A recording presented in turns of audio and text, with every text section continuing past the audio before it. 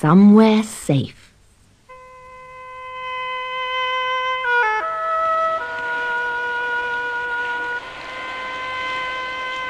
Large cold drops of rain rattled on the roof of the wood and dripped through onto the bracken below.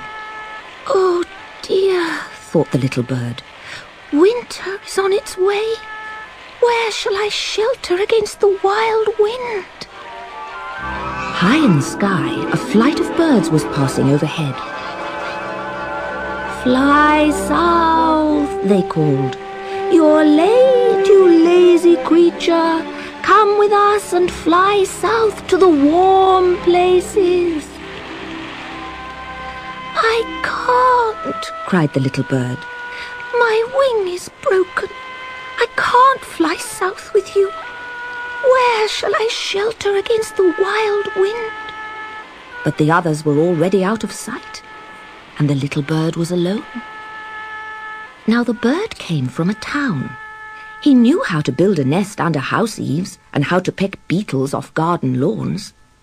But he knew nothing of woods. He hopped to the river and said to the weeping willow, "Please, may I shelter under your beautiful arms until springtime?" The willow did not look up, but went on staring at his reflection in the water. He sighed piteously. "Oh, haven't I troubles enough of my own, you selfish little bird?"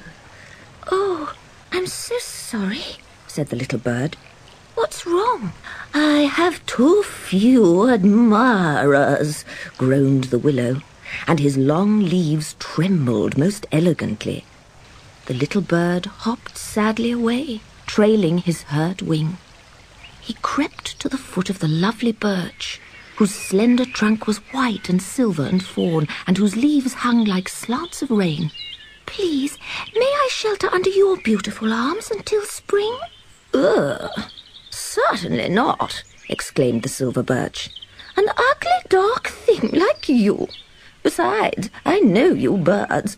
You peck and peck, and before I know it, my bark is in shreds.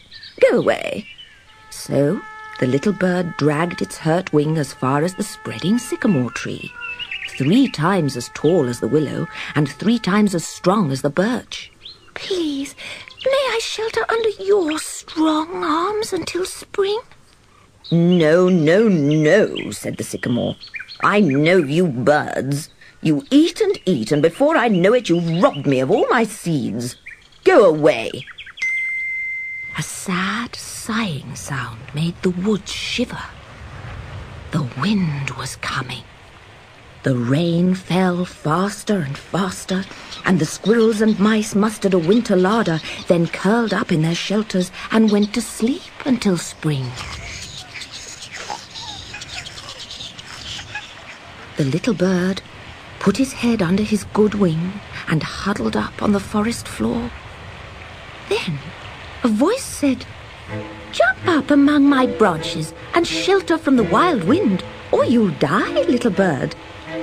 It was a small, smart spruce tree with soft green fronds, far shorter than the willow, far thinner than the birch. "Won't I weigh too heavily in your arms?" asked the little bird. "What? You're no heavier than one of my own fir cones," laughed the spruce. "And talking of fir cones, if you look inside mine, you may find a supper of seeds." "Are you sure you can spare them?" asked the little bird. "Good gracious! If all my seeds were to grow, the world would be full of spruce trees.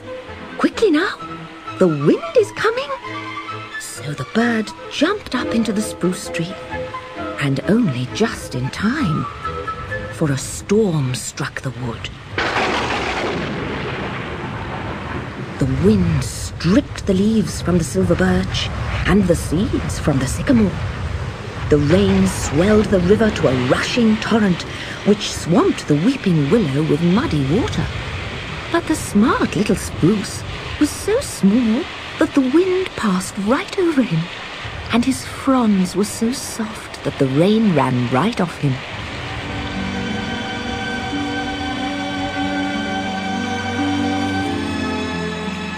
All winter he remained green and upright and handsome.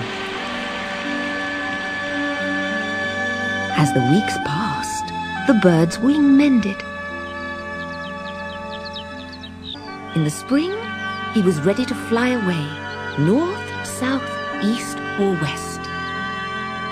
But he took with him a seed from one of the cones of the little spruce and dropped it on the edge of the wood, where it took root and grew.